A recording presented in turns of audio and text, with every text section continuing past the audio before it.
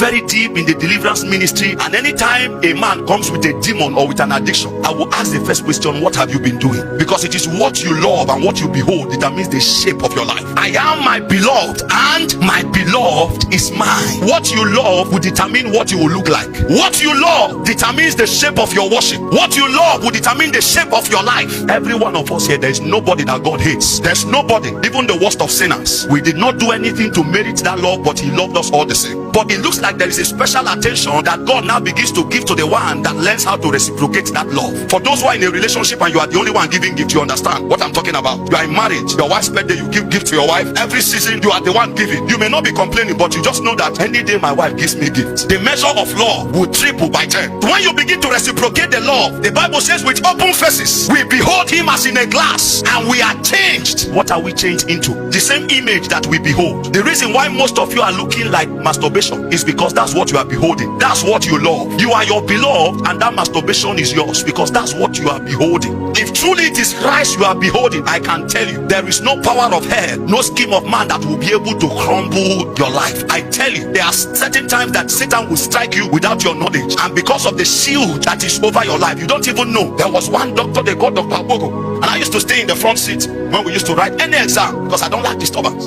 He pushed me from the front to the back. I said okay, and then while we were still writing exams, he was making noise, and it was a calculation course. Then I stood up and said, sir, you are making noise. He said, do you know who I am? I've sacked lecturers, I've kept students 8 years and they did not graduate, and they were giving certificate about them. He said, over my dead body will I see you graduate? I said okay. I didn't go back to pray, but I knew that I had something with Jesus. When it was time for resumption, everybody resumed that from Abogo. Students refused to go for his bed, and they said, Papa, don't keep person.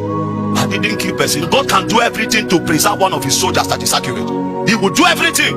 You don't need to pray someone not the witch to live. The witch will die without your prayer when your banner is upright. The witch will die when it is sure who you are fighting for. The Bible said he destroyed kings for their sake. They were not the ones that did the destruction. He destroyed kings for their sake. They didn't need to do anything, just that they were on the Lord's side. The Bible says this is how you show in the book of John that you love me, that you keep my commandments, for my laws are not grievous. The life of the believer that reciprocates the love that God shines on him is that he looks like an army with banners. There is a clear-cut difference between they that serve the Lord and they that don't serve him. I preached a message that I called casualties of warfare. I pointed out that one of the reasons why many people become casualties of warfare is simply because they dance the dance of two armies. I was scrolling on Facebook the other day and I saw on the bio of a Christian sister, Abba's body. The question is, what is Abba doing in body? She wants to love God, but she doesn't know how to love God. Now that is called the dance of two armies. The dance of two armies. What have you seen in this Shulamite? Are you not seeing that she's dancing the dance of two armies? You want to shine the light, but there is gross darkness in your vessel. It's called the dance of two armies. There are many people that have died because we don't know where you belong to. You don't look like light,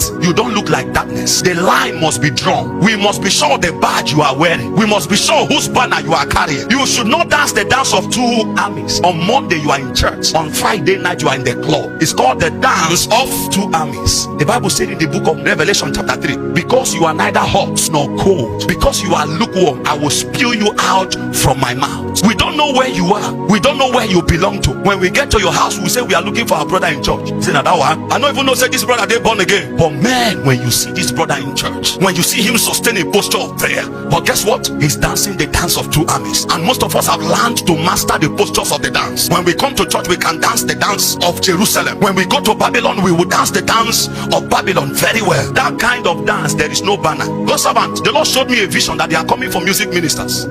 They are coming. There's an outbreak of revival that is going to come through music. The priest will be strategic in it, and they are coming for music ministers. Some already have sold their birthrights. Yes, some have sold their birthright. They can sing for anything that wants to be sung for. They are dancing the dance of two armies.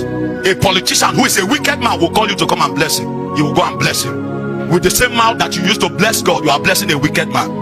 In the book of Malachi chapter 2, that is called the cursed blessing. God will curse you that is trying to bless. The Bible says God is angry with the wicked every day. Somebody that your master is angry with, Jehovah Sabaoth is angry with somebody, and you that is from his camp is going to bless that person. There are soldiers dancing, but they don't have allegiance to any flag. The highest bid that takes the day, there's no banner, there's no flag. It is how much you are willing to pay. Their emotions, their intimacy is dependent on who is willing to pay more. This is why Christianity is the way it is. If we must return, we must have a badge and a banner. We must pledge an allegiance. If you want to serve darkness, serve darkness. If you want to serve light, serve light. So that in the day of war, you will not shoot your head thinking that you are the enemy. The Bible says if the light that is in you be darkness, it is possible that the light that is in you be darkness. You don't have a badge. You are dancing to anyone that plays the tune. If money plays the tune, you dance. If sex plays the tune, you dance. Whatever plays the tune, you dance. I must be my beloved and my beloved must be mine. We watch you in your workplace, we don't truly know who you serve. We don't truly know who your allegiance is for. When they say bribe, you are the one leading the way. And when you come to church with that same money that you used to collect bribe, you pay tithe, dancing the dance of two armies. This is why men become casualties of war. We are not saying that we are in need of soldiers. We are saying that if you must be recruited as a soldier, you must have your banner. Let the line be drawn. Let us know where you belong. Let us know whose flag you are serving. God cannot gather lilies from your life, glory from your vessel, until you define whose side you are fighting for. A Christian will wake up and before she goes to church, she will keep a camera in front and say, dress with me. She will show us her undies until you are dancing the dance of two armies. It must be clear on whose side you are fighting for. You don't claim you love God and then you are frolicking with sin. You are playing with iniquity. The Bible said in the book of 1 Corinthians chapter 6 and verse 17, for what relationship has light with darkness, and what communion has righteousness with unrighteousness? When you want to put the two of them together, you are dancing. Why we should not dance with it? We should fight. Jesus said, I've come to put fire. We are at war, my brother. No man that warreth entangles himself with the affairs of this life. You can't dance with the world and dance with your lover. It's not possible. You must decide on whose side you are on. God is trying to get glory from your life. The love that he has for you, nothing can separate you. He says neither angels will be able to separate you from the love I have for you. And yet you want him to be the only one expressing the love. You're already looking like what you are dancing with. You can't dance with sex and look like Jesus, my brother. You look like what you behold. You look like what you sacrifice for. Many of you can sacrifice 10 hours on a movie but cannot pray for 1 hour. You are dancing the dance of two armies. A brother finished 30 days and the way he summarized the 30 days was sleeping with a sister in church. Town president for a state, he went to dedicate a nightclub. When they caught him on camera, he was like this. He was hiding, dancing in between two armies. Because of money, it's called the dance of two armies. You dance the dance of light, you dance the dance of darkness, you dance the dance of unrighteous mammon, you dance the dance of God. We truly don't know where you are standing. It was the dance that Herod's daughter should not dance that took the head of John the Baptist, because Satan will be willing to give you anything in order to sustain that dance. You will dance until you dance into your grave. Many of us have already become casualties of warfare. You don't have a secret life of prayer. The last time you prayed was when we gathered. In secret, what you do is to service your appetite. Your body have become your God. You touch yourself in strange places at strange times. I know a brother who kept on masturbating until blood began to come out of his body, and yet he couldn't stop. I've seen strange things. You bring money to the pastor, the money is a cost because you duped people. This is the reason why revival is far from us in this generation. When our father said yes to Jesus, they said yes. They were called church rats because they loved the Lord. You know, we have been crying, say, Lord, use me. Just look at him, just focus on him for 1 week. Express love to him because he waited for you while you were yet sinner. He waited for you for that long. He didn't give up on you. He believed that one day you will say yes to him, and you have said yes to him. The only reason why the enemies will turn his back against this generation is when our banners are defined. The Bible says when the enemy shall rise like a flood, the Spirit of the Lord will lift up a banner. It is through you that he will lift up a banner. I've seen what God can do with a man whose audience is him, the audience of one. God can cut down nations with one man. God can cut down kingdoms with one man. But we want to serve and dance with two armies. The Bible says when your obedience is complete, then would you have the capacity to judge all disobedience. You are fornicating, you want to go and deliver a fornicator. It's not possible. They will take you down first because kingdoms don't fight against themselves. That's one of the laws of the spirit.